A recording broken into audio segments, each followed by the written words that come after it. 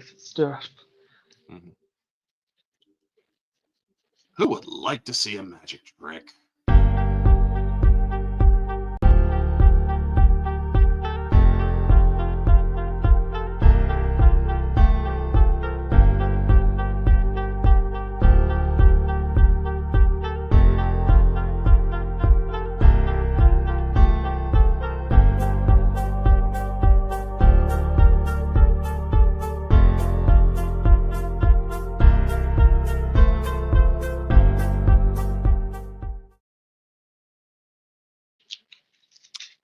Ooh. Welcome back, everybody, to the end of the year weekly recap. Happy New Year coming. And before we get started, I do need to address something. I did not want to do this, but unfortunately, some circumstances have happened in which it has to happen. So, over the last, or earlier this month, um, another channel threw some shade my way, talk shit about my channel, and well, that led to some people coming at my channel, not just letting me know what was said, but then accusations started flying at my channel, saying that I'm calling people this, I'm calling people that, I am still attacking certain channels, when that just isn't true. You see, the truth is, back in July, me and one of those channels parted ways amicably in the understanding that no more negative shit would be said about each other, and I have honored that. However, and actually, for the most part, or for what I understand, after watching that stream that maligned my channel, that person has also um, kept to their word, and I am very appreciative of that. However, the actions from that December stream of there or of that other person maligning my channel and calling me a bunch of freaking names, making fun of my living situation, and all of that stuff has damaged my channel and its reputation. This person has apparently done so to a degree in which people have come to my channel without, instead of giving me the benefit of doubt, asking me to clarify or anything like this, they're like, dude, why are you still talking shit about this person? And I'm like, what the hell are you even talking about? I was notified. I took a look at this, and it's like, well, thank you for coming at me, and thank you for damaging my fucking reputation, because I haven't given them a single thought since July, when I parted amicably with the other person, with that understanding. And since then, my channel has lost subs. I've been knocked down below the milestone that I was at. And it is in correlation with these people coming at me in DMs. And they have mentioned that channel by name. So I know that is where they are getting this information. I have not talked shit about anyone. When there is a mention of narcissists and elitists and shit like that, I am talking about fucking celebrities. Rachel Zegler, Disney, all of them fucking elitists and narcissists. I have mentioned it on my channel. If they would have looked over my content, which they had claimed to support beforehand, they would have understood this. But no, my channel was maligned. My reputation online is damaged. I could legally, or I could actually pursue a civil court case here. I'm not going to, because that's way too fucking costly.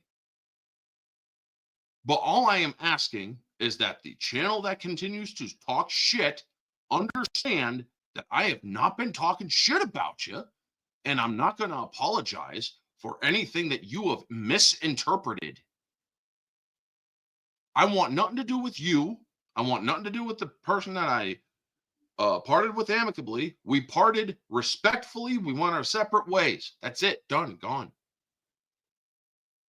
Why don't you do the same, please? And stop talking shit about my channel and now damaging my brand. Because honestly, if you do continue, I might actually look into getting a lawyer. I don't want to or bring this to freaking court. I don't. I would prefer we actually talk this shit out and let bygones be bygones. But my channel's reputation was damaged by that channel. So yeah, I am a little bit pissed. I would like people to understand I'm not talking shit about other channels. If you want to talk shit about other channels, take your shit elsewhere. I don't want you on my channel. I'm not a channel that fucking talks shit anymore about other people. Yes, back during the freaking little Twitter war that happened earlier in the year, yeah, shit fucking happened. And yes, I threw a little couple digs here and there. Fully admit to that. But over the last 6 months, not one fucking peep have I uttered about anybody of that group because we parted amicably. So yeah, folks who are unsubbing from my channel, I'd ask you to actually, for now on, give me the benefit of the doubt. Come to me and ask me what's going on. Because then I can possibly clarify, look, this is a probable misunderstanding here, because most likely that is the case, which it is. This dude thinks I'm talking shit about him when I haven't even given him a single thought. I just want to be left alone, do my thing, hang out with people I enjoy, people I respect, people like Kate and Ambassador here, and other folks too, like Mara and whatnot. I just want to freaking chat with them, do freaking streams with them, and have fun talking about movies and cover the controversies. That's it. That's all I'm here on YouTube for. I'm not here to spread fucking hatred against people. Well, maybe towards Disney because they're kind of very perverted. But the point is, I haven't been talking shit about any other content creator on here. Yes, I have called out Geeks Gamers for a couple of things. But last time I checked, that other person that is maligning my channel isn't part of Geeks and Gamers. The point is, folks, let bygones be bygones. For fuck's sake, it's the holiday season. Have a heart. And let's part amicably. No more talking shit about my channel and damaging my brand. Because believe me, I am trying to grow this thing. It is essentially the beginning of a brand. But yeah, I just wanted to get that out of the way. Hopefully, whoever thinks I'm talking shit about people will get it in or will understand I'm not. There was a misinterpretation somewhere along that person's information gathering, because I don't know where they get their stuff. So yeah. But anyway, thank you to everybody who's joined. I'm sorry I had to clarify that and waste some time here, but it had to be said because my channel has suffered directly because of the actions of that other channel. And to the channel I did part ways respectively with, yeah, I still have not mentioned you in any negative way. And I am appreciative of you doing the same. But anyway, folks, thank you to everybody joining in. You got Conroy, Junebug, Vanya, Alex Webb. Good to see you, man. Handler Stenberg, too, of course. Yeah, she is also a narcissist. But yeah. And look, folks, by the way, if you do know who it is, I do not want anyone going over to those people and talking shit to them. I don't want them freaking saying anything. I am not going to condone it. In fact, I'll easily condemn it. I want to be left alone by them.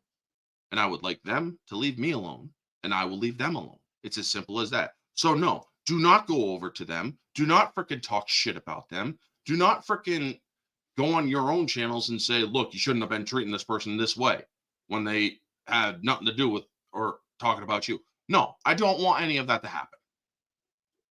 I just want fucking bygones to be bygones. and leave shit alone.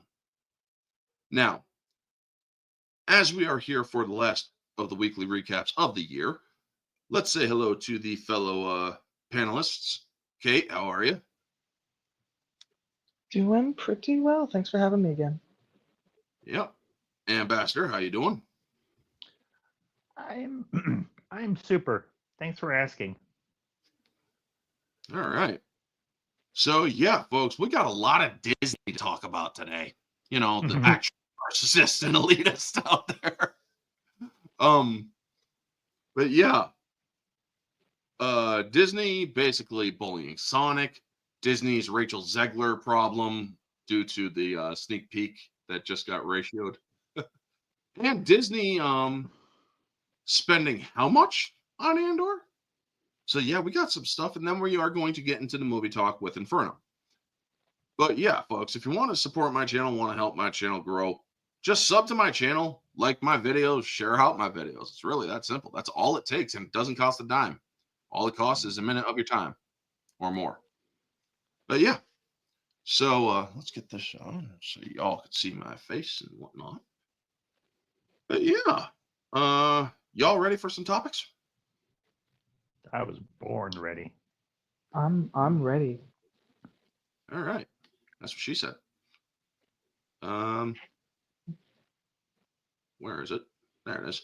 So yeah, apparently, folks, Disney has been trying to actively harm Sonic 3's theatrical release. So we got this. We got these topics from That Park Place. Shout out to That Park Place. And y'all know the drill. Once I go over to that window, let me know on the audio. Okay. But yep. So yeah, because these are my Christmas gift that I got from my stepbrother. Love that, man. And he actually these are Bluetooth headphones and they're orange. So yeah. So let's get into it. Where is it? There it is. So apparently Disney bullies theaters, forcing Mufasa on more theaters than Sonic 3, even as the Hedgehog earns far more money. Now, me and Ambassador, we have seen Sonic 3. We are not going to be discussing spoilers. Any spoilers that are in this article, I do apologize for. Although I will say the fights in this movie were epic. Yes, they were. I mean, Like, it's not every day you see Japanese anime level fights in a freaking live action film. Yeah, I know, right? This is almost like Dragon Ball Z with all the filler. Right? But we can't. I'm going to power up for 10 minutes. I'm going to power up for 10 minutes. No, I'm going to power up and we're going to go beat crap up. Yeah. 10 minutes. Like, they would power up for like 3 episodes. Right? I know, right? Right? But in this, thank God it didn't take 3 movies, but holy crap. I mean, for crying out loud, a woman doesn't take that long to orgasm. Oof. Oh, wow. All right, so let's get into this article. Sorry. That's a myth. All right. Anyway, as holiday season unfolds, the cinematic landscape reveals a familiar pattern. Disney flexing its box office muscles by domesticating or dominating theater allocations. However, this year brings an unusual twist, as Sonic the Hedgehog 3 has emerged as an unexpected box office leader for the media and analysts, but not for you or me. Excuse me, I did watch it and I did like it. Mm-hmm. Despite being hindered by Disney's theater allocation tactics. So yes, folks, the thing is, the way that this happens, I've had this discussed or explained to me by people who work at the theaters.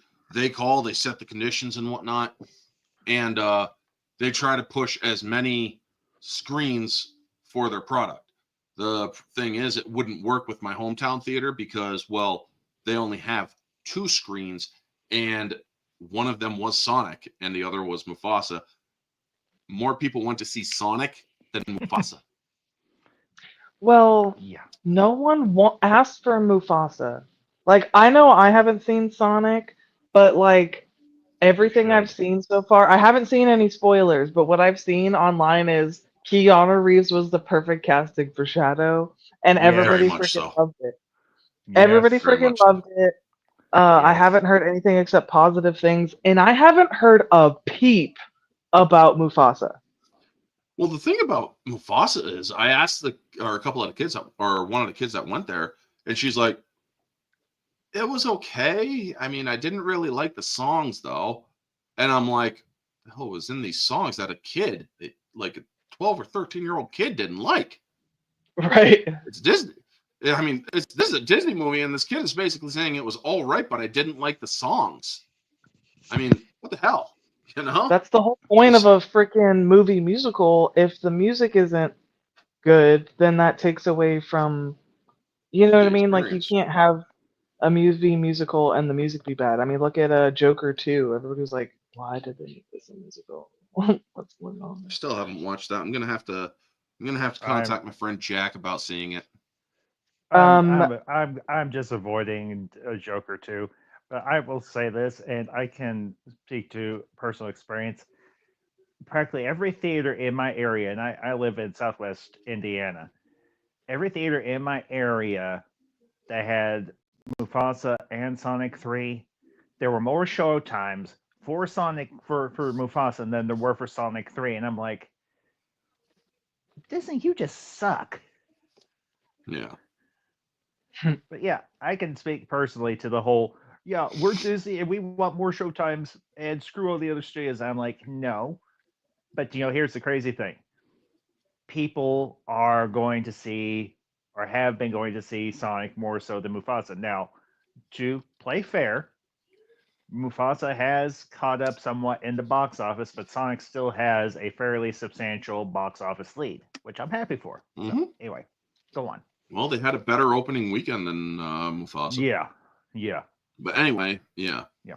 Disney's control over theater allocations not only boosts revenue, but also limits the availability of screens for competing films, particularly during the lucrative holiday season.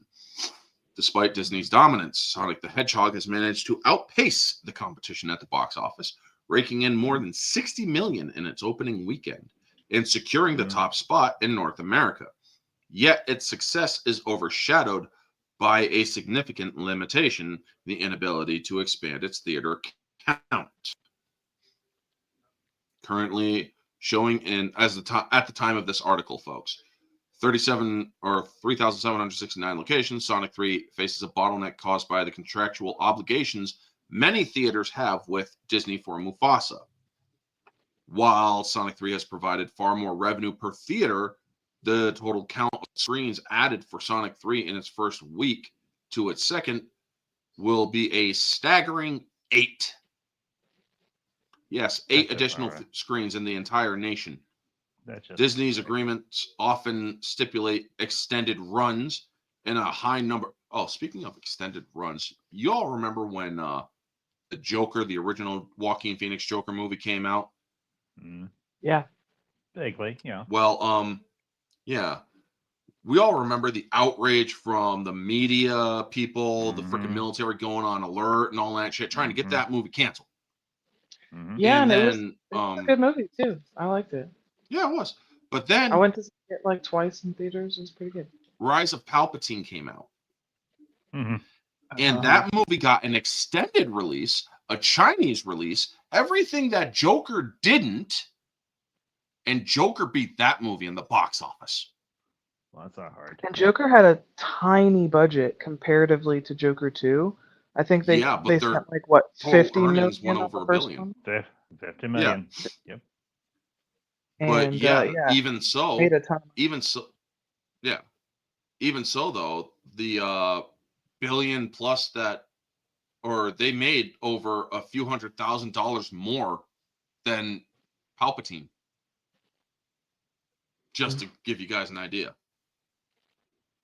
And that's even with an extended release, like they're doing with Mufasa and whatnot here. In a high number of theaters, leaving room for blockbusters to increase their reach. And that's the thing. Last time I checked, monopolies are illegal. So they might want to investigate that. Despite being the second highest earner of the season, Mufasa continues to occupy 4,100 locations, effectively stifling Sonic's ability to capitalize in the box office momentum. The scenario highlights a broader implications of Disney's theater saturation strategy.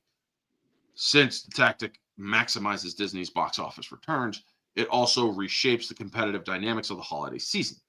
Films like Sonic the Hedgehog 3, which might otherwise expand their footprint to meet audience demand, are constrained by the lack of available screens.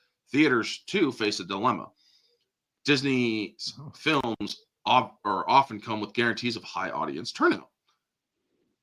Not where I'm living. Making them a safer bet for exhibitors. However, their reliance on Disney can lead to reduced diversity in movie offsprings, limiting choices for moviegoers and opportunities for competing studios. The recent past is starting to have some at AMC and Regal considering their House of Mouse relationships. Well, that's good. As Sonic 3 continues to thrive against the odds, its success raises questions about the sustainability of Disney's dominance. Awesome. Can other studios find a way to break through Disney's theater stronghold, or will the Mouse House continue to dictate the rules of the game during peak seasons? Strange case of Sonic 3, box office leader constrained by theaters' availability, underscores the evolving challenges of a market dominated by a single powerhouse. It remains to be seen whether this marks the beginning of a shift in holiday box office dynamics or a fleeting anomaly in Disney's reign. So, with that out of the way, basically the long short of it, folks, is Disney is trying to buy up as many screens as possible, as many theaters as possible, to make it harder for Sonic to make money. And they are saying, well, we're Disney, we should be able to do this. Thing is, people have become wise to your act, Disney. So now I'm going to turn this over to the panelists. Ambassador, what do you think? Well, here's the thing. Do I think one studio should have more accessibility to screens than another? No, I think that's honestly, I think most people, most logically thinking people would agree that's unfair. Now, all's fair in love and war and in business, obviously, yes. But when you've got one studio saying you have to reserve X amount of screens for our movies, I would say that it's in the ball court or anything of the it's in the court of the theaters, whether that's a larger conglomerate in terms of AMC or Regal, or if it's a smaller like a locally owned franchise of theaters. I would say that that's their call, not Disney's. Because let's be honest here, over the last few years, Disney movies have been hit and miss. More oftentimes miss than hit. Now, yeah, Disney's had some success this year. I will acknowledge where they've gotten it right. Granted, it's more so a credit to the directors and the writers and the casts of the movies that have done well, more so than it is to Disney itself. But I would say that a lot of the other studios out there, Paramount being one of them, I'd say if there's anybody out there that's got the backing and the financial wherewithal to say to Disney, no, we're going to ask for equal footing for all movies, for all releases, major and minor. And here's the thing. I'm not a huge fan of the idea of releasing horror movies around Christmas, but let's play devil's advocate for just a minute. Nosferatu, which is a remake of the 1920 of the original, which I've heard good and bad things about, but that's beside the point. It actually did well over the holiday season. I say kudos to them. Excellent. Mm-hmm. It has a great cast. I'm actually somewhat interested to go see it myself. That movie, I can't because I did look up the box office over for the last several days. Nosferatu did well. It was like in third place in the box office behind Mufasa, if I remember correctly. I think studios, regardless of size, should have just as much footing equal footing as big studios do. And I think it is time for Disney's reign in the sun to come to an end. Guess what? You're not putting out hit after hit after hit after hit. You're putting out, quite frankly, a mixed bag, and oftentimes that mixed bag is bad. So you want to force theaters to have more screens for your movies? No, you have to earn it. You put out good movies, movies that people are going to want to go see. Then okay, maybe. But on the same hand, every studio deserves to have as many screens as Disney has. It shouldn't be tipped all in one way. And, here's the thing. This situation with Mufasa and Sonic coming out within literal days of each other is a interesting metric for audience's reception to films. People are going to see Sonic even though it's in fewer screens.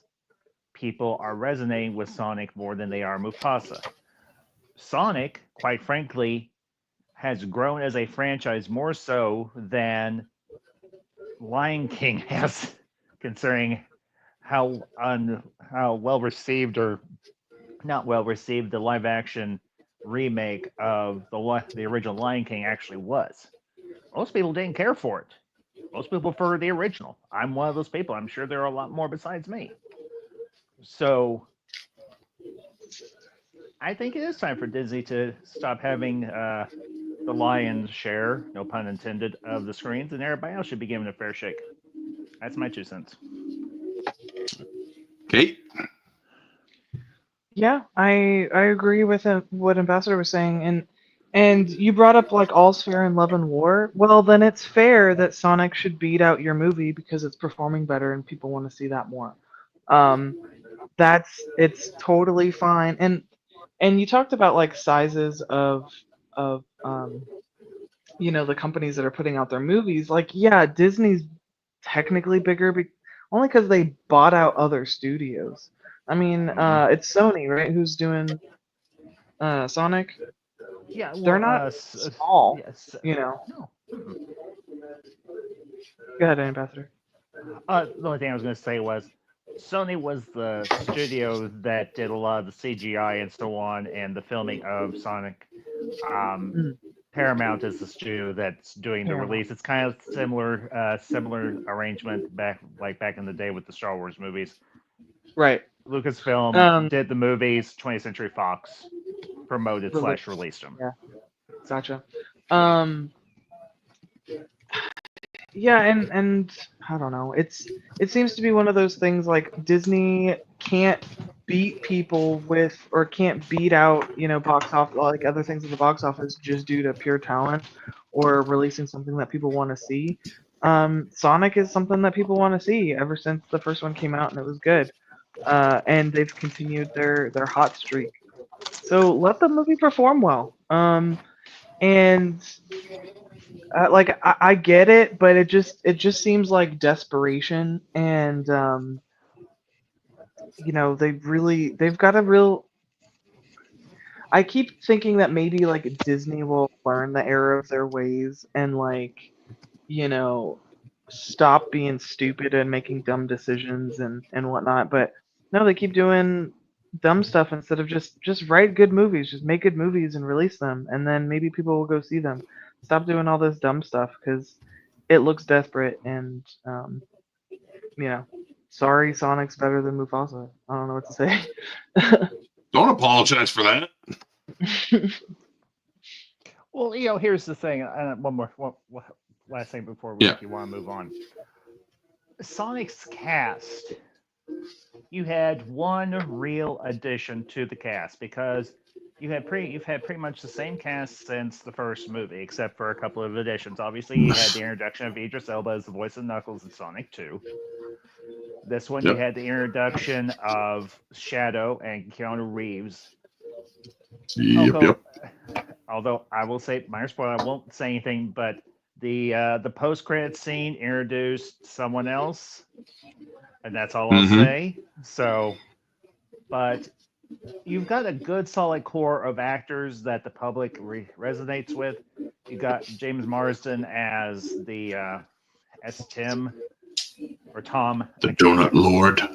The Donut Lord, and you've got for heaven's sakes, I can't remember the name of the actor who does the voice of Sonic. Dang nabbit. Anyway, people have connected with this cast. People like this cast. People like these characters. Ergo, they're going to watch it. They like the characters. They like the premise. They like the idea. It's honestly the first really lucrative and successful video game movie franchise ever. Yeah. I said the same thing on my review that I did back on this past Monday. Yep. So, if we can move on, we just got some news that just hit the freaking waves. I don't have X ups to share this, folks, but I will be reading. There is a statement from Gal Gadot. Apparently, she gave birth earlier this year to a baby. So, Mazel Tov. But it is it's what she had to say in this post or the statement. So, a health condition, folks.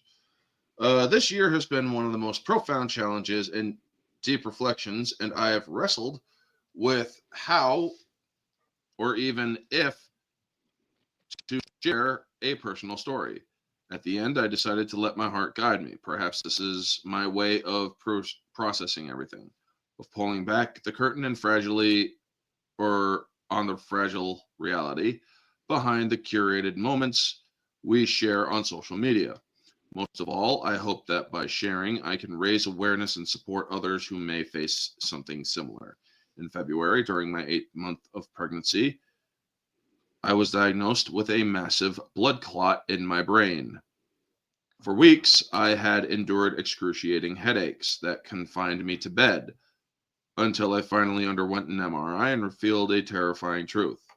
In the moment, my family and I were faced with how fragile life can be. It was a stark reminder of how quickly everything can change. And in the midst of a difficult year, all I wanted was to hold on and live. We rushed to the hospital and within hours underwent emergency surgery. My daughter Ori was born. And during that moment of uncertainty and fear, her name, meaning my light, was chosen by chance. Before the surgery, I told Jaron that when our daughter arrived, she would be the light waiting for me at the end of this tunnel. Thanks to an extraordinary team of doctors at Cedars-Sinai Hospital and weeks of dedicated care, I made it through and began my road to recovery. Today, I am fully healed and filled with gratitude for the life I have been given back. The journey has taught me much. First, it's vital to listen to our bodies and trust what it's telling us. Pain, discomfort, or even subtle changes often carry deeper meaning, and being attuned to your body can be life-saving. Oh, I agree with that wholeheartedly. Believe me, I do. Amen. Second, awareness matters. I had no idea that 3 in 100,000 pregnant women in the 30s age group are diagnosed with CVT, development of blood clot in the brain. It's so important to identify early because it's treatable, while rare it's a possibility, and knowing it exists in the first step to addressing it. Sharing it is not meant to be or to frighten anyone, but to empower. Even if one person feels compelled to take action for their health because of the story, it will have been worth sharing. Giving birth is a miracle, a testament to the strength of resilience of our bodies and spirits. But it also demands so much from us, reminding us to care for ourselves as fiercely as we care for others. As we celebrate Hanukkah, a holiday of light, she is Jewish, folks. She was born in Israel. She is Israeli. I reflect on the personal miracle I was granted. My daughter Ori is a constant reminder of resilience, hope, and the strength we all carry within. My wish is that we all found our light experience our own miracles, and continue to advocate for our health and for one another.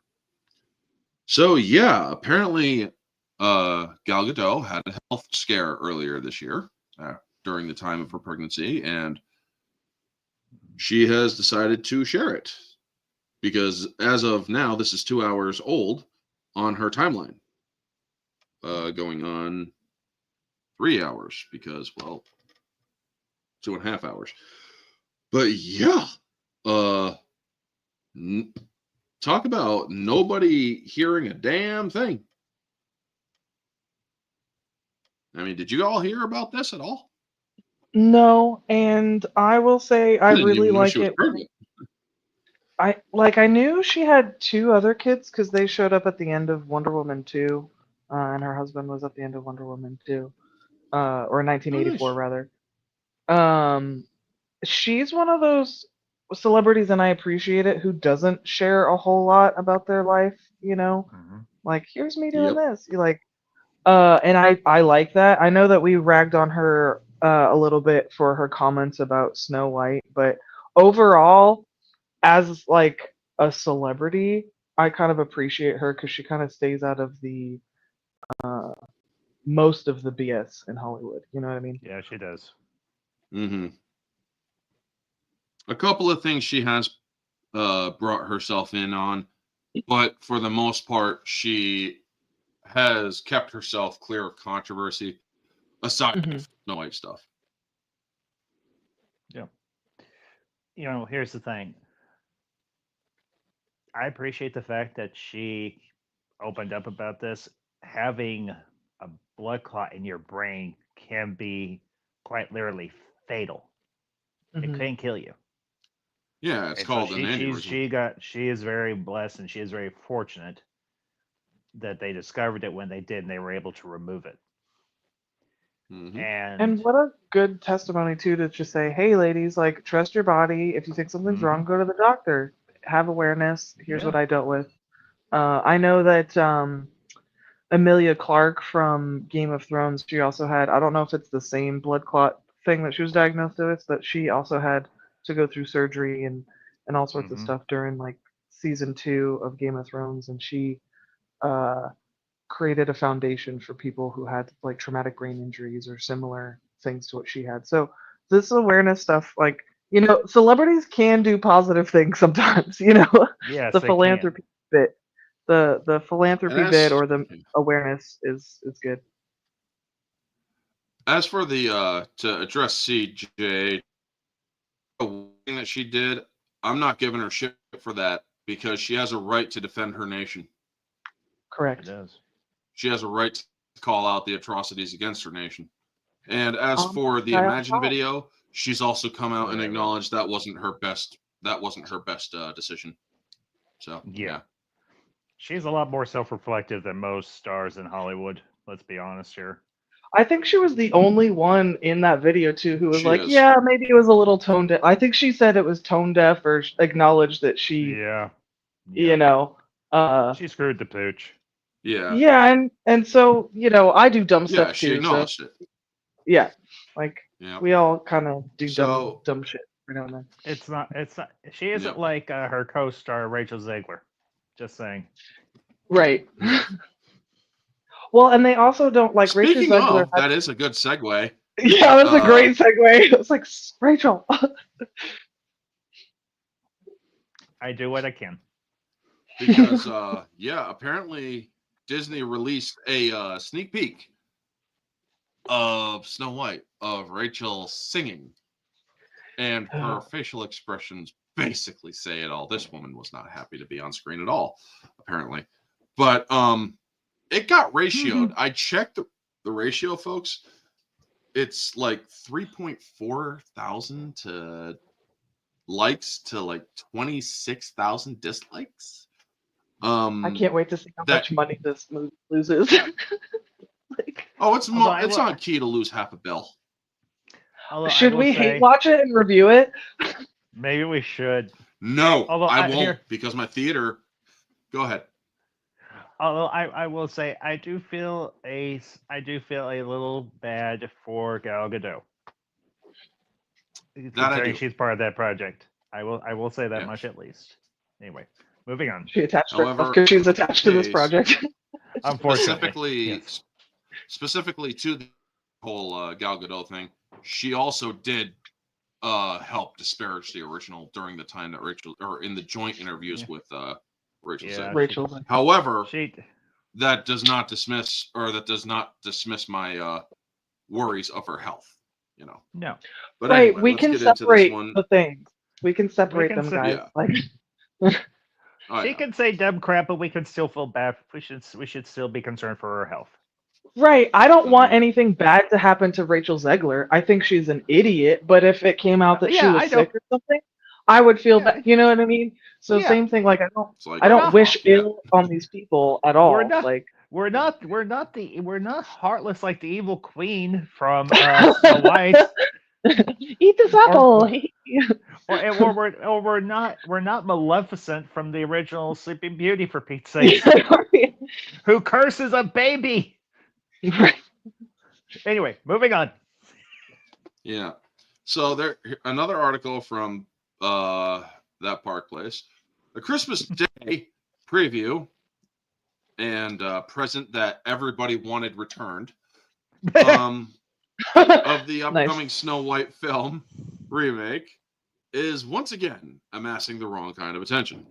The video garnered a huge dislike ratio that seems to center around the film's deeply unpopular star, Rachel Zegler. I'm sorry, I might be high on Quaaludes. No, I'm just joking. I just recently watched Wolf of Wall Street, so yeah. Okay. Okay, that explains a lot. But anyway, Sort of. if Disney thought its Snow White detractors might have been feeling generous, or if the holiday spirit, or in the holiday spirit when it dropped its latest preview of the upcoming film, they were proven wrong. In what has become a predictable trend, viewers turn out in droves to click the thumbs down button on the House of Mouse's latest Zegler-centric video. The Christmas Day premiere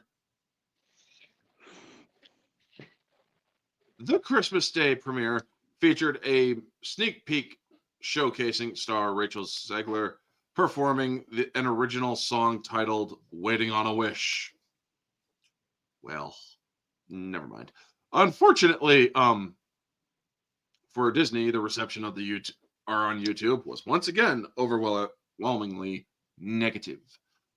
While the song was amassing 16,000 dislikes at the time of this video, or at the time of this article 2 days ago, compared to just 2,900 likes at the time of the article as of this writing, which, yeah. By the way, folks, I'm skipping over that face because that face looks like it's waiting for something else instead of her singing. So yeah, such an unfavorable response isn't isolated to a song alone. Every trailer released for Snow White has been met with a similar tide of dislikes, signaling deeper issues behind the film's troubled launch. Of the primary criticisms revolves around the movie's visual and technical aspects. And we're not going to get over that or get into that. Folks, basically, we've covered Rachel Zegler and the Snow White controversies extensively on this channel. And the point is essentially that Rachel Zegler has turned herself into such an unlikable person. Her narcissism spans all the way back to interviews during West Side Story, where she's like, do I need to learn how to speak Spanish? No. Do I need to do this? No. And then she obviously did the weird stuff and constantly disparaged the original Snow White and yada yada. And she continues to play victim. She continues to claim racism. She continues to do this and that. And she does not understand that this is what accountability looks like in this situation. People are often silenced on social media where they cannot make their voices heard. We have that ability because, well, we are content creators here. And we will continue to bring this to light for people. And it's not just the people who are content creators who are doing this. Not everybody on YouTube is a content creator. Just to let you all know. And something that Clownfish TV, God bless those two, Neon Geeky Sparkle, shout out to you, by the way. They actually raised a point. It's not just the people, the YouTubers that are making waves. It's the silent majority who are not paying attention to us even here that are just not interested. So are you going to keep calling them racists and bigots? Or are you going to take responsibility and say, yeah, maybe I screwed up, especially when you said that over half the country, may you never know peace and shit. Yeah, I remember that, Rachel. This is what your accountability looks like. Your hand was hot in the cookie jar, and you weren't just trying to steal one cookie. You might as well have tried to steal the whole fucking cookie jar. And people caught you. And you are like the naughty child. You have, these are the consequences. Instead of being sat in the corner or slapped on the hand or anything, no, we are going to dislike your shit to oblivion because we have no interest in it, and we will make our displeasure known. And we will continue to make videos reminding people this is the kind of person that is asking us to support her work. A person who has said about you and many others, most likely, may you never know peace.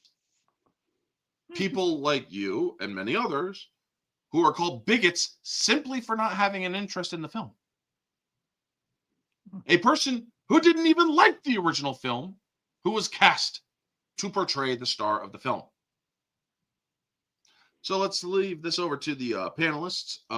Kate, what are your thoughts on this?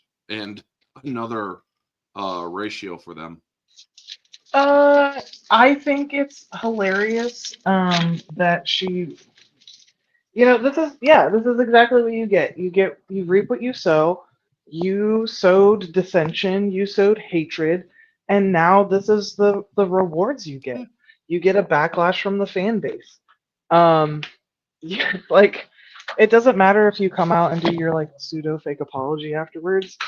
You wanted half the country to not know peace. So guess what? Like, your job is reliant on the audience, and the audience rejected you. So this is it. And I'm really sick and tired of, and this isn't just with this movie. This is across the board. Whenever we don't like something, we're accused of being racist. No, I just don't like House of the Dragon, or I just don't like Rings of Power. Has nothing to do with racism or bigotry. I don't want to watch Rachel Zegler on screen. Has nothing to do with the fact that she's Latina. I just find her insufferable. So, it's, it used to be back in the day, if you didn't like something, you just didn't watch it, and that was that. And now labels are getting attached to things. And, I brought this up in our last segment, or not our last segment, but the Disney segment. It's desperate. It's desperation. You're calling people names because they don't like your stuff. You sound desperate. And you sound stupid. And, if you're so entitled, like, oh, if I have to wear a classic Disney dress for 18 hours, you deserve nothing. You deserve absolutely nothing. No one cares about you. No one cares what you deserve. Work for what you want. And if you can't do that, then shut up and go home. I'm so tired of Rachel Zegler and her whiny little shit, and I'm glad that she's getting lambasted on the internet, and I'm glad that people are, just tuning in to thumbs down. So what happens when you betray the audience? They don't like you anymore. Ambassador.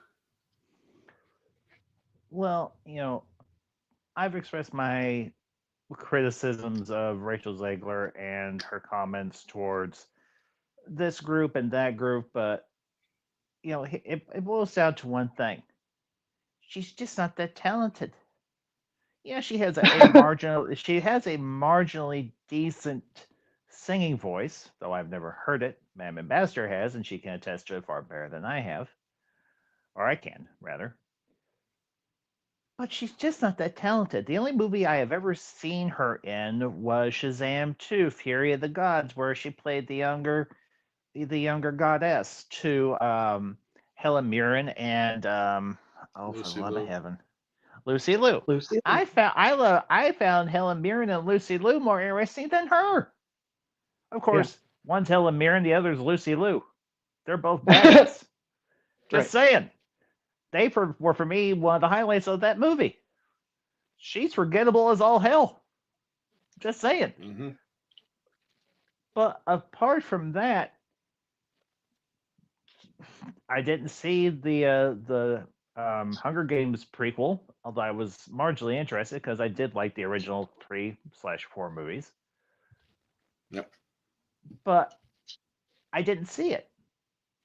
And as far as Snow White goes, now if y'all want to a a review of it, then I will strongly consider going to see it so that we can tear this thing a new black hole, just like I did when I went to see The Rise of Skywalker several years ago, which Orange, you were there for. Because that was, I won't lie, that was a lot of fun. So it would be actually kind of a lot of fun it would be fun in a similar fashion to destroy Snow White. And the scary part is Snow White and Star Wars have similar abbreviations, which is actually kind of creepy if you think about it. I digress. Is Snow White going to probably bomb at the theaters? Logic dictates most likely. The only question is how badly. And the other question becomes, when this thing bombs, and should it, what's that going to say to Rachel Zegler's career? She's going to be lucky to get cast in a Lifetime movie of the week. Just saying. Might as well go over to Hallmark.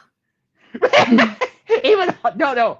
Hey, as much as I may at times deride the Hallmark movies, don't be mean to Hallmark. They actually Don't curse them. yes, like their Right. movies might be cookie cutter. Yes, I may say that, and I'm probably getting rolly eyes from Madam Ambassador as I say that because she does like those movies, and you know what, that's fine.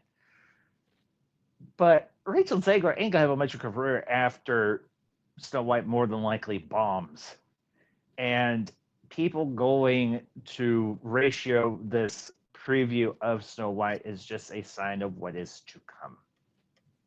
I don't think she'll ever Yep. do a Disney movie ever again. I think Disney probably understands that she's just toxic to whatever movie they're trying to sell with her in it, you know.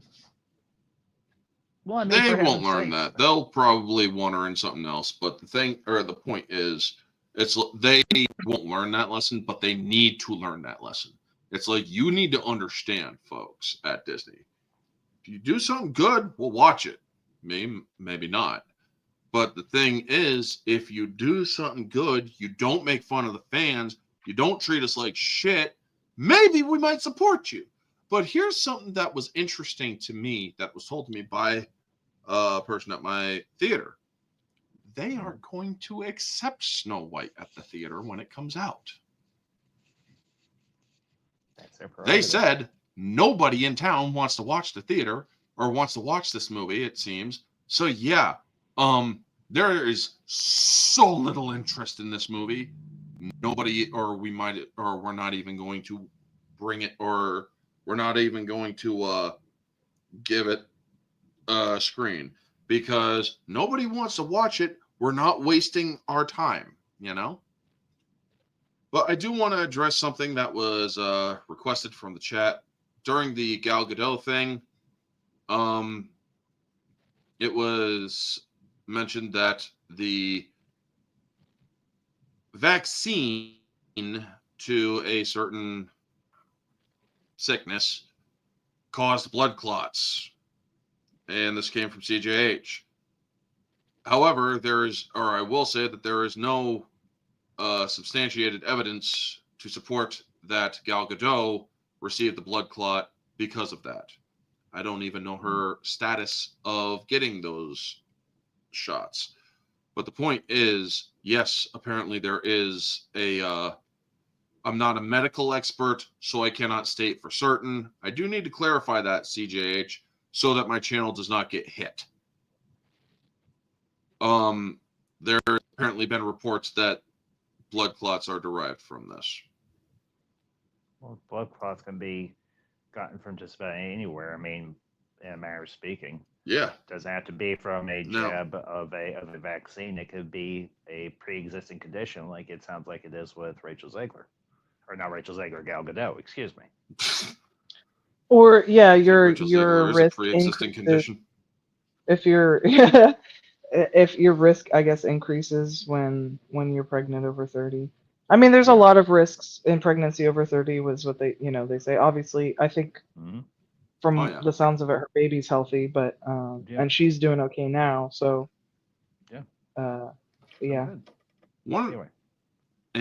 One thing that I also want to touch on with Rachel Zegler, I will say this: when I was on Instagram, when I actually had an Instagram account, I will say this: I checked out her Instagram, and well, if she doesn't make it as an actress, she could definitely make it as a defense model. Because her shaking her ass and showing her breasts and revealing clothes on her Instagram, where her nips and shit come through the fabric and are clear as day. Yeah. And yes, folks, I am wiping my lenses off with an orange Santa hat. But the point. But yes, Rachel Zegler, you have made yourself so freaking hated. You have made yourself box office poison, essentially. Nobody is, I mean, A24 gave you a shot to be normal. And apparently that wasn't even enough because your Y2K movie bombed. And A24 can't afford bombs like that. A24 Pictures and stuff, Angel Studios and them, they really can't afford bombs like that. So it's like, no offense, guys, leave her alone. Let her fade, because that is her penance. That is the penance she must serve in order to learn to not disrespect those who are responsible for your bread.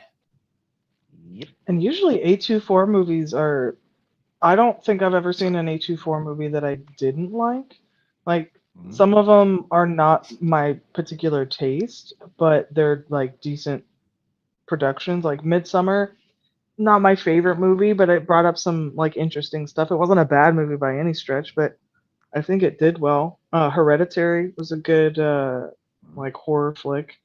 I heard good things about Heretic. The Green Knight.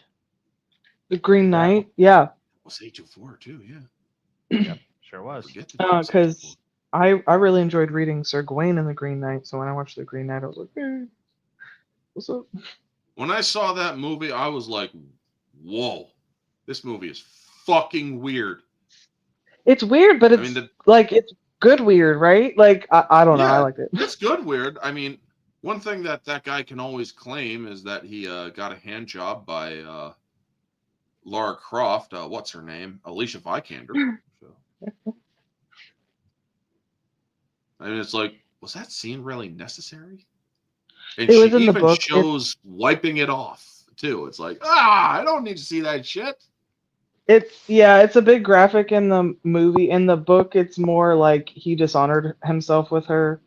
And it doesn't tell you any more about, Thank God it's not as graphic in the book. But, it's the one that I read was written by Tolkien, so really? By Tolkien. Yeah, hold on, Sir Gawain and the Green Knight. The Green Knight, Tolkien.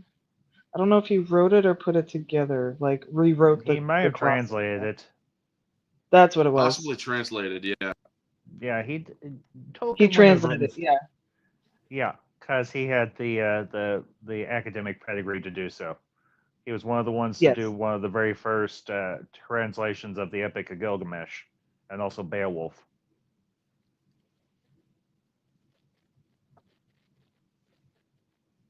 And just FYI, the 2008 all CGI Beowulf, very underrated movie. Yeah, a lot of people do give it shit. My favorite actually- Beowulf movie will forever be, though, the Gerard Butler one. I didn't know there was one. Oh yeah, best freaking introduction to Beowulf ever. Coming up on the shore, I'm Beowulf.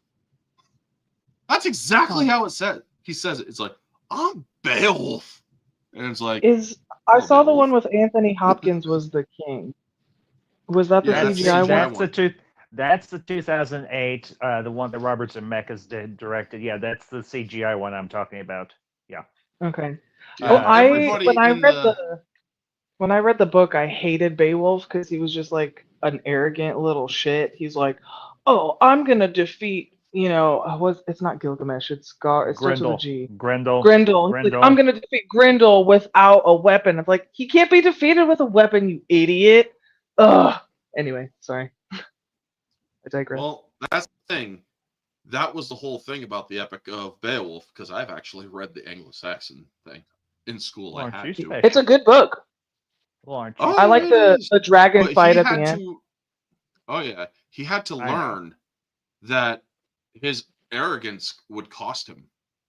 It was Yeah, I liked him when he was an old man, but I didn't like his arrogant. Like he was just super arrogant in the beginning, but at the end when Yeah. he's fighting with that younger knight, and in the book he slices off his arm so that he can fall and like stab the freaking Yeah, that's the what dragon. happens. Like, That's what happened. That's what happens in the animated film, if you remember. Okay, I must have forgotten the movie, but We need to review. I think we need to review that. That's a good. That's maybe a good film. yeah. Sometime, yeah, we definitely will.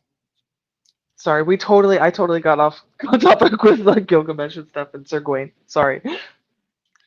Hey, it's a good rabbit hole. So next topic. Apparently, YouTube decided to. Okay, there we go. You've read the what and the what now? Yeah. I read the Anglo-Saxon version of Beowulf, the original language to it. Like the old English. Not yeah. easy. No. Not It easy. is not easy. That's like trying to read. Because I had to. Go ahead. Go ahead. I'll give my. I had to read I had to read not only the Anglo-Saxon readout of it, but I also had to read the translations of it. I had to read it multiple times, and this was in high school.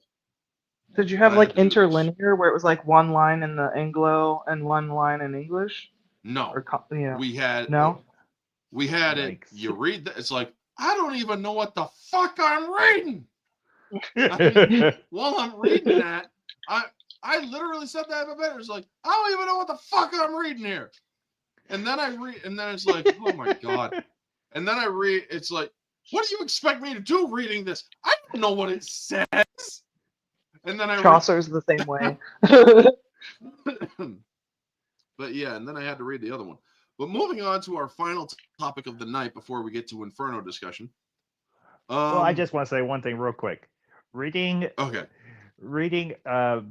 Beowulf in the original Anglo-Saxon is like trying to read the ancient Hebrew Bible. It sounds like you're hawking and spitting a lot. And I know how to read and pronounce and translate the ancient Hebrew Bible. Anyway, moving on. Oh, wow. But Yeah, yes, I went to seminary for that. So anyway, Oh, that's cool. So it's like, so you're reading and you're like, Adonai Elohe, you know. Hey. We don't. What? We don't. No, I'm not mocking it. No, I'm. Yes, you are. I'm not I know mocking you're not. I know you're not. I love the Lord and I love the Word of God, but like, yeah, it's a lot of like, and Well, not as much as you may think. I was being a little A little hyperbolic. just a little. I do Yeah. I do like going to. I have a Strong's Concordance, so you like if you read the King James next to the Strong's, you can look up like exactly the Hebrew word, and it gives you all the roots and stuff. I always find that really fascinating. Yeah. Anyway, all right, moving on. All right. So our final topic is Disney dropped a load of cash on Andor, Oh. folks. Was this Don't season pause 1 or on season And 2? when I say they dropped a load of cash on Andor, a wad of cash. Yeah, they Was it blew season their 1 or wad season 2? on Andor. Both, apparently. Well, They considering how spent good it over was. $500 million on the Andor budget. Say what? Well, considering how good the show looks and the cast that they had, that's not necessarily surprising. Not to mention accounting for inflation. Moving on. Go on. Yeah. So let's get into this. This is from That Park Place. All the articles were from That Park Place, by the way, folks. Disney's reported budget for the first two seasons of Andor ballooned to over $500 million amid diminishing returns. In an era where streaming platforms are vying for viewer attention with ever-expanding libraries, Disney's Star Wars series Andor stands out, not for its storytelling, but for its astronomical budget, which costs soaring to a staggering $645 million. That is 504.8 million pounds, I'm guessing. The British pound. Andor exemplifies what many critics are calling ridiculous bloat for a stream show whose viewership metrics don't justify such expenditures. Now, yes, I have heard a lot of positive stuff about Andor from people. I haven't watched it personally. I don't have Disney Plus, so I can't. But I do know that they introduced swear words into it, or into the Star Wars universe, specifically shit, which is was never part of Star Wars, so I disagree with that on principle. But yeah. Hell is okay because, well, Corellian hell. Yeah. But anyway, Disney has been, or has this, say what? And damn. Yeah. Disney has disclosed that Andor's second season alone cost a record-breaking $290.9 million, marking the highest ever annual spending on a Star Wars production. To put this into perspective, this figure eclipses the 280.7 mil spent on Last Jedi over an almost 11-month period, and significantly surpasses the 243.8 allocated for The Force Awakens during the production cycle. The second season's budget is expected to climb even higher. Filming, which commenced in November 2022, faced interruptions due to the SAG-AFTRA strike, prolonging the shoot and inflating costs further.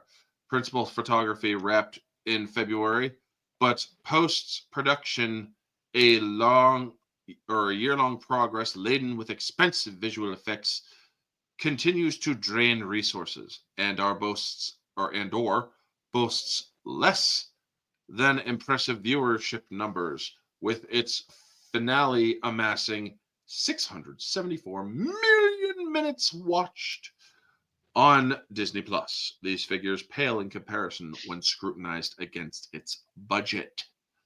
Oh my God, I remember when that happened in that show.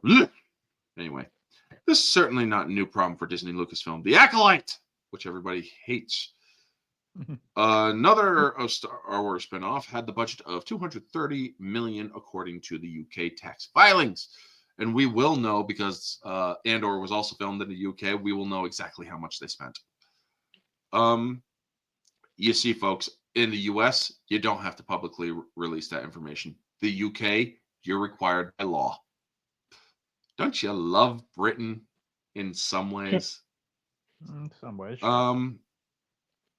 But yeah, despite the hefty investment, the Acolyte struggled with viewership, garnering over 50% fewer minutes watched than Andor, and this directly led to the cancellation of its second season. That and their lead actress dancing like a whore in a music video. Amongst other things. Amongst other things, yes. The stark contrast to critical questions about Disney's return to investment. The high costs of shows like Andor and The Acolyte are hard to justify. Now, a lot of people are probably asking, well, why did they do a second season if it didn't make enough return on investment? They were contractually obligated to, folks, because the contract stipulated they make 2 seasons. And Acolyte didn't have that. Yeah. Thank heavens. Indeed. When both failed to captivate a sizable audience, the disparity suggests that Disney may be prioritizing high production values over sustainable viewership growth. How much more? Jesus Christ. Oh, okay, good. Not a lot more left. Andor is set 5 years before the original trilogy and is lauded for its grounded. We don't care about that. So the point is, folks, what the hell were they thinking? Over $500 million. You're telling me that you spent $500 million on 2 seasons of a Star Wars show that had, what, 8 episodes? Who here has seen Andor? I have, from start to finish. Oh, that's not break.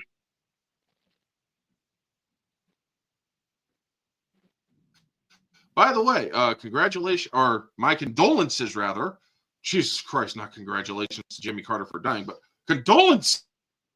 And may Jimmy Carter rest in peace, knowing he wasn't the worst president. Oh. But yes, those are my thoughts on that. Sorry, folks.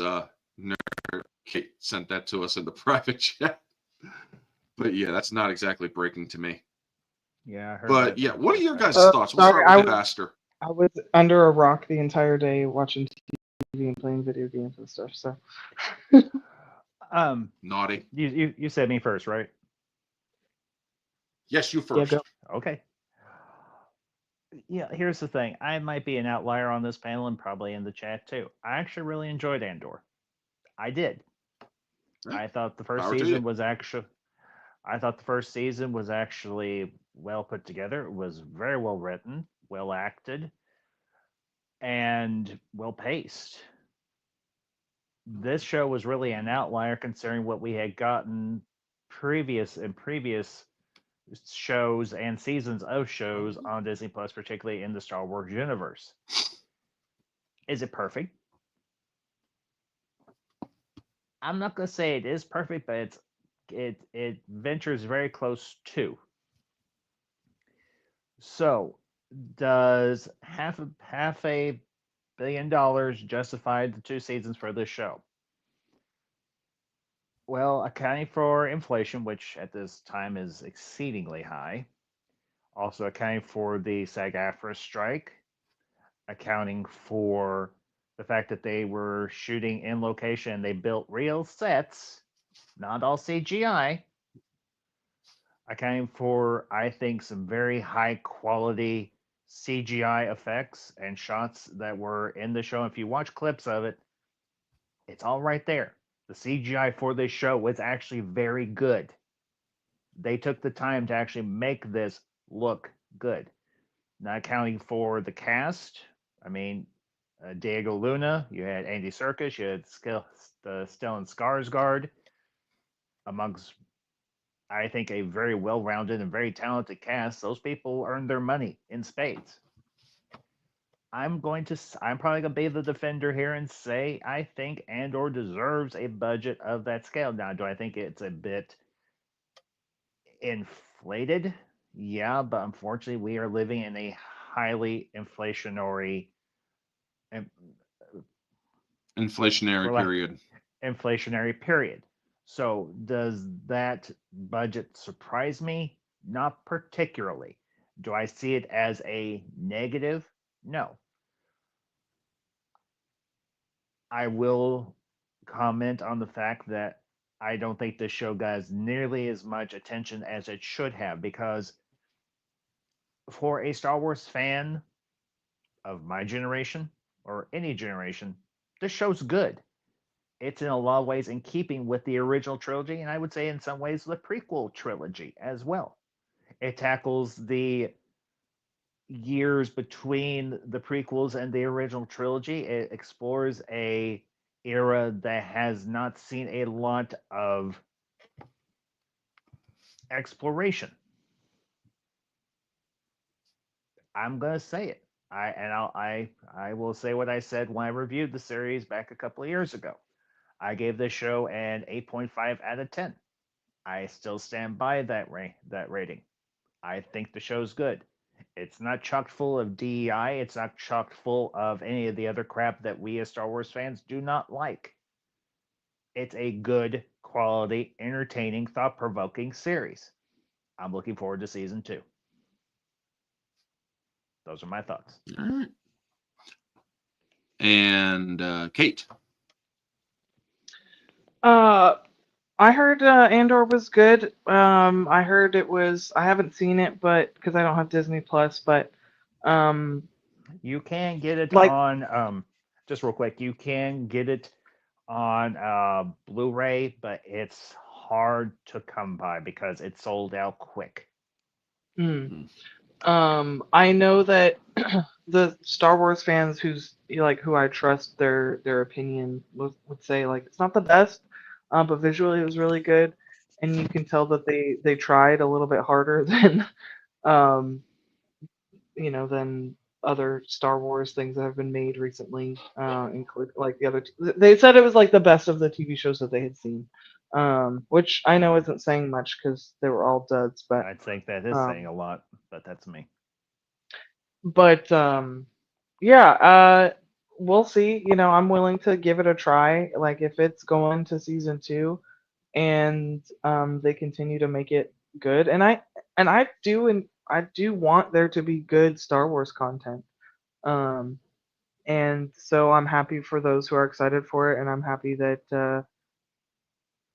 that this show and not the Acolyte is getting a season 2. Now, I will say one thing. It was originally, I think, supposed to be like 3 or 5 seasons. They trimmed it down to 2, and season 2 is supposed to lead up to the events of Rogue One. Hmm. So, Okay. so for those you liked Rogue One, if you did like Rogue One, I am one of the people that did very much enjoy Rogue One. I should make I go watch enjoyed it Rogue later. One. I liked it. Yeah. If you enjoyed Rogue Rogue One, you One. go ahead. Rogue One, as far or as I have often said, was the closest that felt to Star Wars. True. I Mhm. still maintain my opinion that it is not Star Wars. That's my opinion, folks. Fair enough. However, it is the closest that they got to it. But yeah. Um, the other thing I was just going to say very quickly. If you enjoyed Mhm. Rogue One, I think you will enjoy this show, and I do mean that. Mm. If you liked Rogue One, even if you really enjoyed Rogue One, I think you'll enjoy the show. If you somewhat enjoyed Rogue One, I think even still you will enjoy the show. I think you'll enjoy Andor because they actually spent a good amount of time. This wasn't like Book of Boba Fett. They actually Andor was at the center of events. He was in every episode, and you get a understanding of who this guy was and why he did what he did. Andor succeeded where Book of Boba Fett failed. And Cassian Andor isn't as well known a character as Boba Fett is, yet they gave more time and more care and more attention to creating a story for Cassian Andor that makes sense. And it just explains his motivations in a much more fleshed out way than Book of Boba Fett or even Kenobi did. and I love Boba Fett, and I love the characters of Boba Fett and Obi-Wan Kenobi, but their series did disservice to both characters. And I'm just as much of a Star Wars fan as any, and I will wholeheartedly say so. There are parts of those shows I like, very much so, but there are a lot more parts of those shows that I don't like. So that's my 2 cents. Alrighty. So, Ambassador, you did not want to stick around for Inferno. I haven't seen it, so I can't contribute much. So I'm not going to stick around where I can't contribute. So I'm going to bow out here. Orange. Plug your Kate? stuff. I don't have anything to plug really. Right Yes, you now do. I've got I've got a new episode of the Tarantino podcast up on the channel. We cover, me and my friend Ace, we cover the movie The Hateful Eight. Go check that out. I've got stuff planned out for January. We'll be continuing, obviously, the Tarantino podcast. We'll be covering the film Once Upon a Time in Hollywood, and I'm planning out the rest of my content for January and for 2025. So, guys, I will see you next week. And to everybody, if I don't see you before then, Happy New Year. I'll see you all in 2025. Peace. Alrighty. Peace out. Happy New Year. So, folks, we are now going over to our movie discussion because we're sick of Disney. And so, yes, we shall be moving over to that. We'll be discussing Inferno with Tom Hanks, Felicity Jones, and a few other people that I can't remember the names of. So, Kate, when you saw this movie, what were your initial thoughts on it? I realized how different it was from the other ones. It has a little bit different Very much. feel. It's a lot faster paced. The way Yes. that it begins, I think, is really good. But it's like the first two, it was like, oh, there was a murder, and then like a message was left for Tam Hunks. Langdon. Sorry. No, it's okay. Thirst, girl, and thirst. and so this one, he wakes up in a hospital and he has amnesia. He was shot, and it's very like it's more actiony than the other ones. Yeah. But that's my initial thoughts. It was like, oh, this is different. All right. Fair, fair. Me, when I first saw this movie, I'm like, what the fuck is going on? People's freaking feet sticking out of the ground in infernal pits. I mean, I know it's called Inferno, but what the hell? When did Tom Have Hanks you read die and go to Dante's hell? Inferno? I have not read Dante's Inferno. Okay. I have seen, or I have looked at artwork. That's about it. But this movie was it was definitely a step down from the other two. However, I still like the movie. Don't get me wrong. I have read or understood that the book, or I haven't read the book to Inferno, but I have read the other two. But the book, apparently in this movie, we get a happy ending in this movie, and the virus is different. Now, for those of you who don't know, there's a guy called Zobrist in this movie who essentially wants to pull a Thanos. Yeah, it's very like And Thanos, the merits, and it's very like half. He's like, or he begins arguing for an extinction level event for humanity, but only for like 70% of humanity, like a full 2/3 of humanity gone. And so he's like, well, world's taking too long, or nature's taking too long, so I decided to do it myself. And he creates a virus in which will, in the movie, kill or 80% of humanity. Yeah, overpopulation is like one of his like big things, and then another way that this movie kind of like differed from the other ones. The other ones kind of like this one did focus on like morality, and obviously like Dante's Inferno brings up like a lot of religious like icon and religious ideas and stuff. But this movie was less a dig on like the Catholic Church and its faith than the last two, I felt. Yeah. This movie didn't really have much of a religious aspect to it, except for the fact Other that it was than the dealing with Dante's these. Inferno. Yeah, Yeah, except other for than that. the Inferno thing. Yeah. Which, funny Yeah. enough, Dante's Inferno, Dante Alighieri, when he wrote the Divine Comedy, it was a commentary on. He was criticizing the Catholic Church because one of the people that he meets in hell, who's getting tortured, is one of the cardinals in the church that was selling indulgences. So that would Oh, probably be the best connection. However, the movie didn't make as much of a connection to the Catholic Church as the previous two movies did. yeah. Well, that's because the cat, or they're like, okay, this one won't call you out as much. Jesus fucking Christ. but but yeah, Yeah, maybe they toned it down. They're like, all right, we're gonna do a yeah. third one. But It's not gonna be as bad on in you. the yeah, in the movie though, as I said, the virus is extremely worse. In the book, the virus is actually released. They succeed in the book, Mm. but it doesn't kill people. It sterilizes people. Mm. So yes, two-thirds of humanity is sterilized Interesting.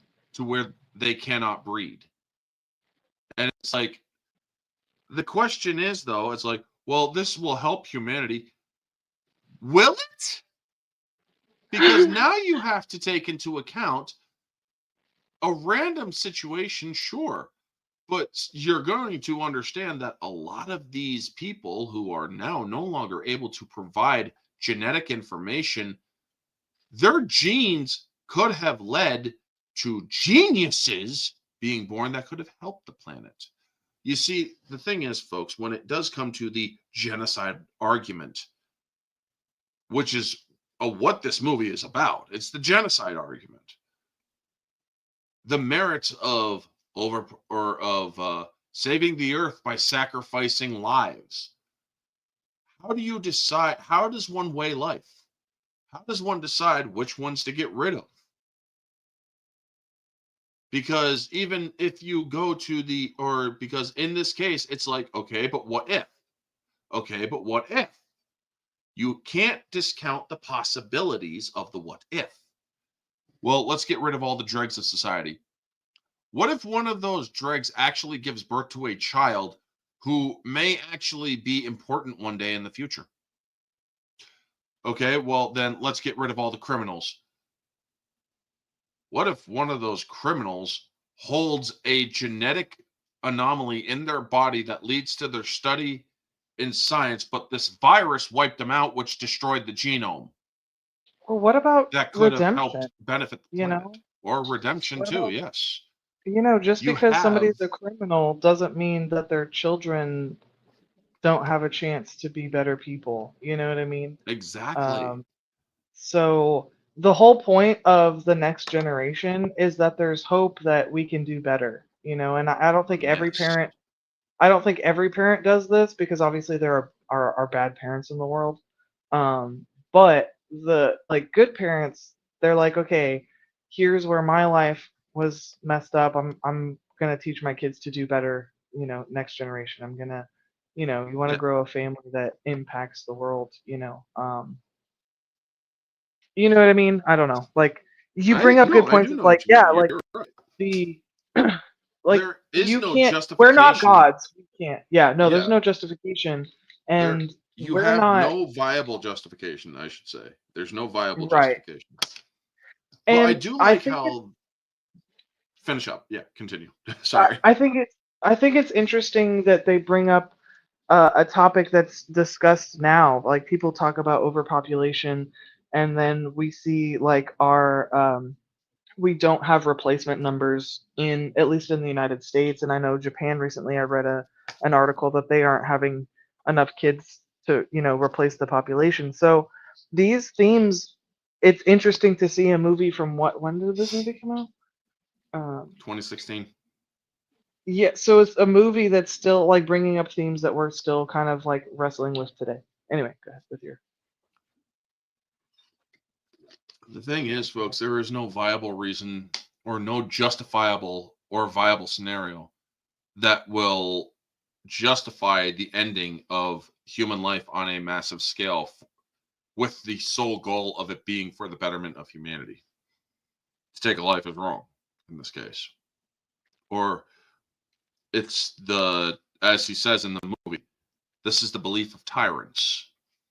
And she's like, you said he was brilliant. I said he was well, or his argument was well put together. Honestly, I think the guy's nuts. He's a psychopath. And I gotta say, the twist in this movie with Felicity Jones' character was really well done, because it's like, I didn't see that coming. I really didn't. And it's, folks, I'm very good at predicting things. This movie made it very hard to predict that was about to happen. The guy that they got to play Zobrist, who was also in The Punisher with Thomas Jane, he was the kid with all the metal in the face. And he also played in X3 as Angel. And he also played in Warcraft as the wizard. That's what I knew him from. Yeah. And I thought that he did a great job with the character he was given. And a lot of people will be, or when they look at this movie, they're like, well, maybe he does have a well thought out argument, but the problem is the argument in action can never be justified. The only way that you would, or if a person justifies the deaths of billions of people without knowing the infinite possibilities of what could happen by sparing some of those who died, you are playing God when you have no right to,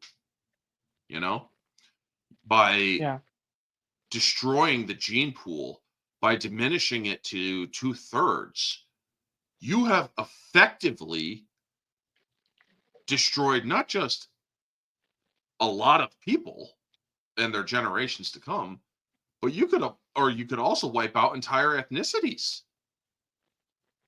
if you think about it. On you.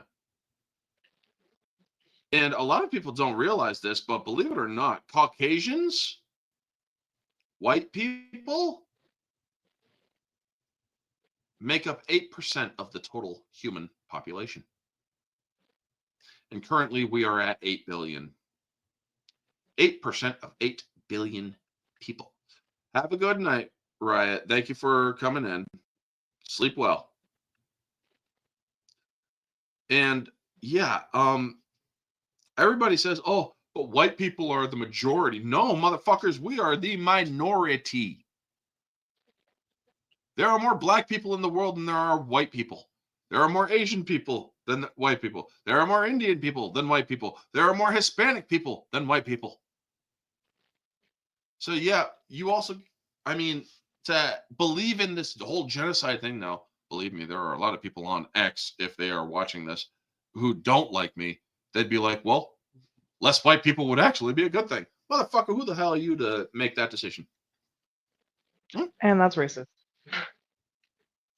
Yeah, not only is that racist, it's fucking bullshit. But yeah, here's the thing. Kate, you are given the Infinity Gauntlet and all 6 Infinity Stones. And it won't partially kill you if you snap.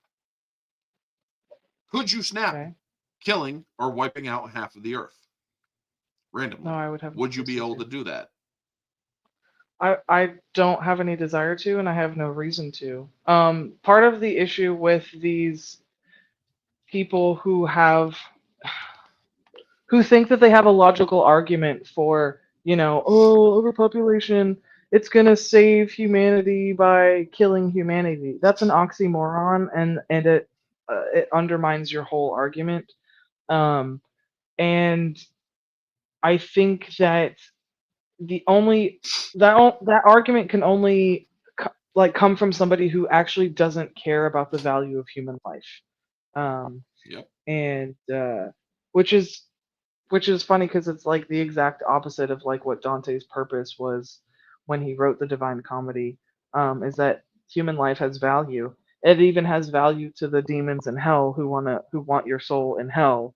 It has value to God who wants your soul in Paradiso, and it has value, when you're trying to work off your sins up the mountain of Purgatorio. Referencing the comedy, Yeah. but anybody who makes the the justification for genocide, or wiping out mass population to because the only argument is, oh well, we're overpopulated, there's too few resources, which is a total lie. There isn't too few resources. The problem is the allocation of the resources that we have, or there's not enough space. Like, no, that's also not true. Have you ever been to Wyoming or Alaska, like, or Serbia? um Yep. so there's room. It's called a map. People just amass in cities, and people in cities think that there's not enough room. Well, get out of New York City, go somewhere else, and you'll find that there's plenty of room. um so you can't argue against the value of the human life, and I think that's kind of just like the only basis for this bad guy. But I will say, on top of like the point that you were saying, I didn't see the twist either, and I'm usually really good at like, because with their camera work, or usually they'll drop hints every now and then, and I completely trusted what's her face, um Sienna Sienna Brooks. Felicity Yeah, Jones. yeah, yeah, yeah. Yeah. Now, one of the things I asked you a question about the Infinity Gauntlet. To give Yes. myself this question, would I snap? It's a simple no, but here's the thing.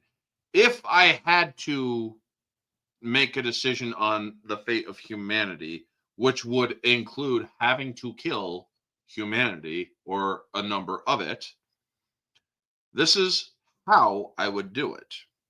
And I am not saying because this is an absolute impossibility, it bears no weight to my sanity.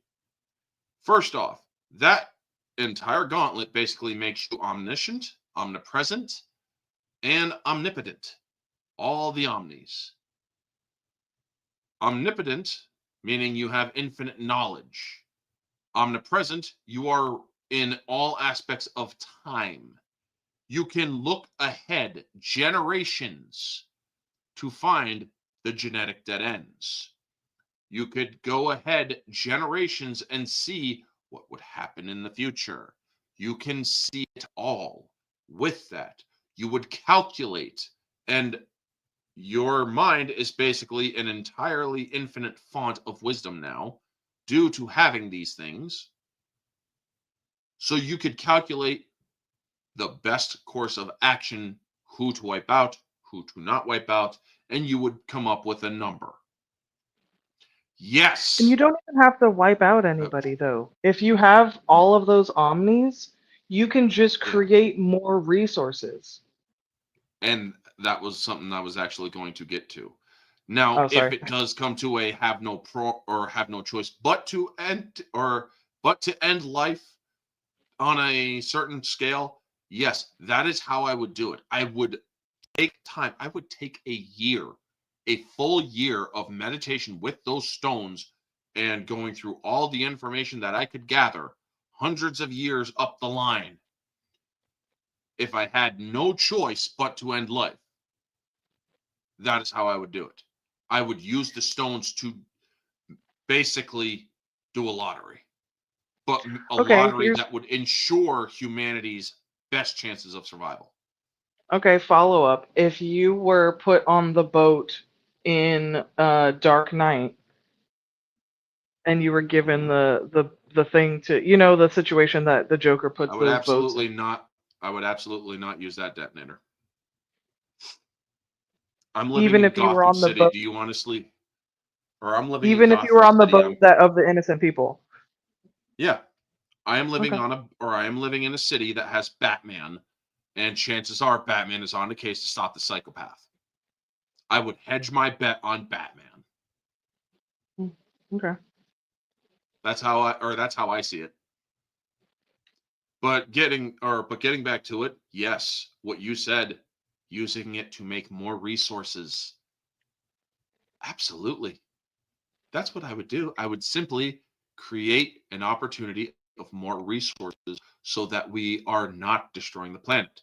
I would also look to create a self-sustaining energy source that is clean, that would be better than anything that we had already. So yeah, that is what I would do. I would actually be more benevolent than malevolent. But getting back into the movie itself, the meat of the movie, the puzzle, the chase, the clues and whatnot, I gotta say, Tom Hanks stealing a mask and them seeing it on screen, it's like, I'm at a loss for words here. I have no idea what's going on. That scene was actually it's like, holy shit. It's like, okay, let's see, or the mask isn't there. We got a problem. Okay. What's going on? Yeah, now he's the one that told you that it's missing. Why would he steal it? And Well, okay. and that was Let's the third clue, right? The mask was the Yeah, third one I believe so, yeah. because it was the map and then the poem, Yep. And I it's think, like, right? holy shit. But I love the reaction of everybody, especially the pregnant lady. She's like, oh my God, what have you The pregnant. done? Yeah. He's like, I'm sorry. I did not know that I stole it. What? I didn't know that you didn't know that you stole Dante's mask? The fuck? And I love the ending too, because the ending is really well. It's like, yeah, you guys might want to turn on the lights to the Dante mask, because I really couldn't see it that well. Sorry, sir, but the Dante mask was unfortunately stolen. Really? I was just looking at it. And then he just walks right out as everybody's freaking out and whatnot. And it's playing the theme to the or it's playing the Langdon theme, as I call it, for the movies. The score Yeah, is yeah. brilliant. It was adapted slightly differently for this movie, but you could definitely hear it. Um, oh my God, the twist in this movie, how they managed to stop it. It's like, holy crap. This woman blew herself up trying to kill humanity. And I'm like, she did it without hesitation. That's psychopathy. Yeah. I mean, it really is nuts. But I enjoyed this movie because also the guy that is on this boat that is a super hacker and shit, this whole elaborate plan and whatnot. The actor is dead now, the Indian guy. He played in Jurassic World 1. I can't remember his name. Let me look it up.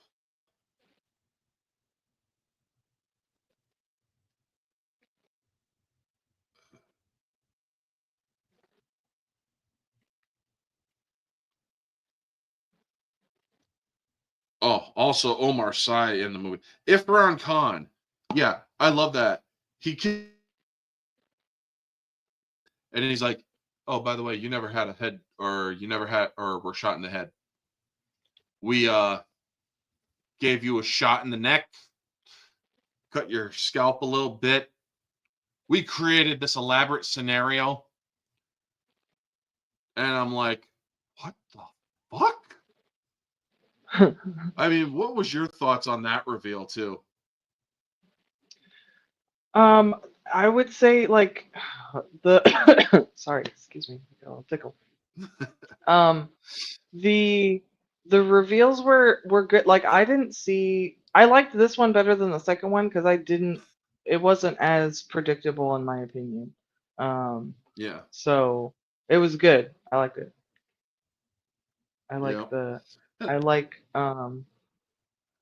it in a lot of ways it felt similar because like oh he's traveling with a woman again. It's like okay there's certain things Yeah. that follow the same pattern, but then this one kind of branched off in a little different way, and then yeah it wasn't as predictable as like the first one was like oh he's gonna find it, and then at the beginning of the movie where he's like talking about the Louvre you're like oh maybe it's here, like they keep like dropping hints about you know Different ones, yeah, or the different yeah. symbols. And this one, you're just following the clues, and it's not as reliant on like, oh, hey, we're heavily hinting that this person is the thing. Although I guess now looking back, like I should have known because usually we find out something about the lady that he's traveling with, but or Yep.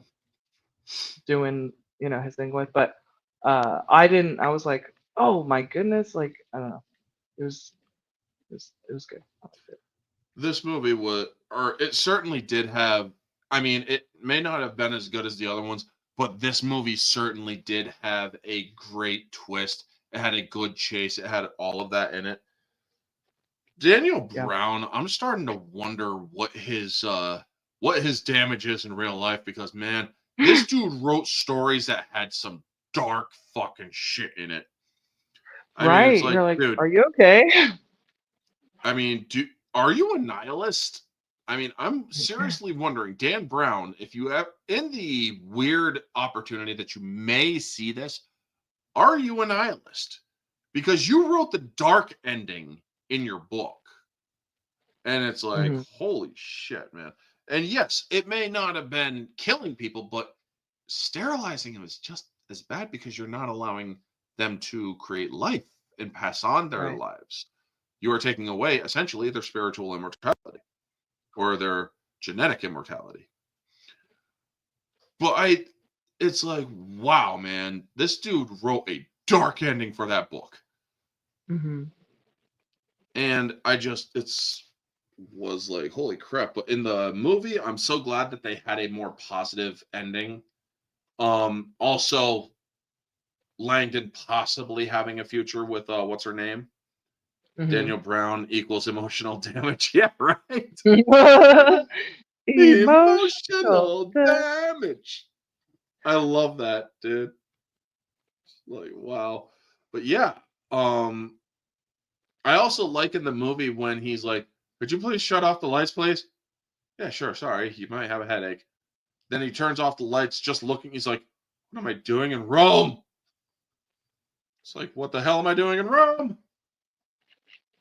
I was in the States earlier. What the fuck is going on? He knew exactly where he was simply by looking out the window. And I'm like, damn, dude is nuts with his knowledge. And I love that. And then you see this whole chase with the other woman. Turns out she was actually supposed to kill Langdon, but also she didn't kill another guy. It was all part of the elaborate plan. But then she ends up falling through the artwork, and it's like, oh shit, bad bad guy down, but artwork destroyed. Oh shit! All roads lead to Rome, right? When in Rome. But yeah, or overall, how would you rate this movie?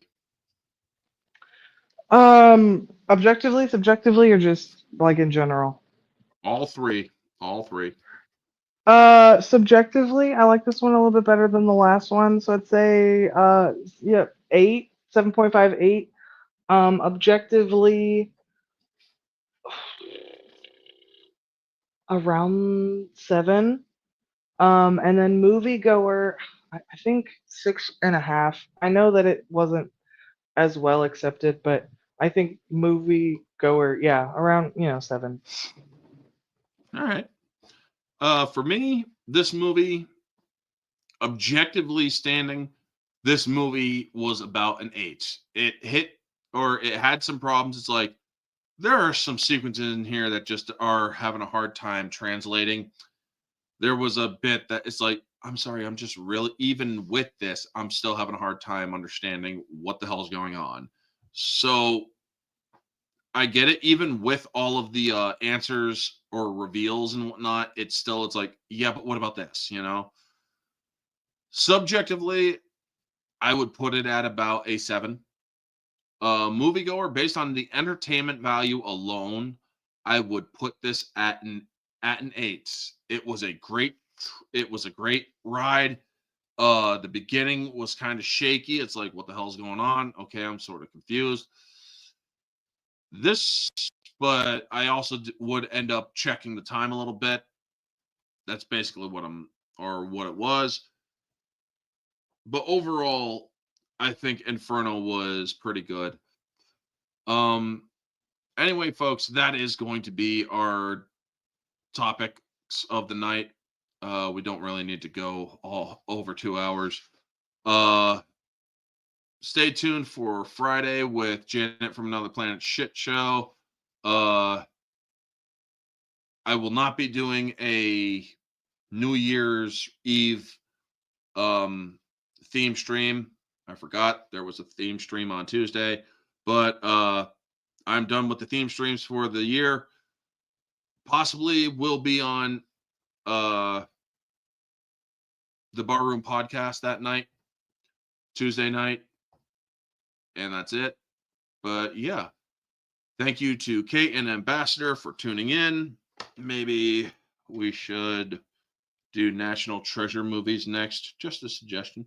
Oh, that's an idea. What do you think, Kate? National Treasure. Ooh, yeah, because it would go along with the same. They're similar and like Semi the theme, kind of yep. yeah, like little treasure hunt kind of dealio. Yeah, I like Nick it. Cage New Year. I like it. Who wants to go All down the right. scary tunnel first? And I'm probably thinking that you're thirsty for him as much as you're thirsty for Tom Hanks. But yeah, with that out of the way, folks, thank you again. Or hopefully I can get back up to 1600 before the year's out. But I hit 1600, so I hit the milestone. I'm proud of the fact that I was able to do so. And yeah, so next week we will talk National Treasure 1 with Nicolas Cage, John Voight, and Sean Bean in one of the rare movies in which he doesn't die. I know it's gonna be such a relief. Like, oh hey, Yeah, right. look He at lived, that. son of a bitch. Yeah, Yep. right. I don't have to cry now. But yeah, right. So yeah, with that, folks, thank you so much for everybody tuning in. All 36 of you right now, y'all are freaking awesome. Y'all make the journey worth it. Night, you crazy animals. You too, dude. Have a great night, and y'all, well, stay humble. Are you done? Are you done?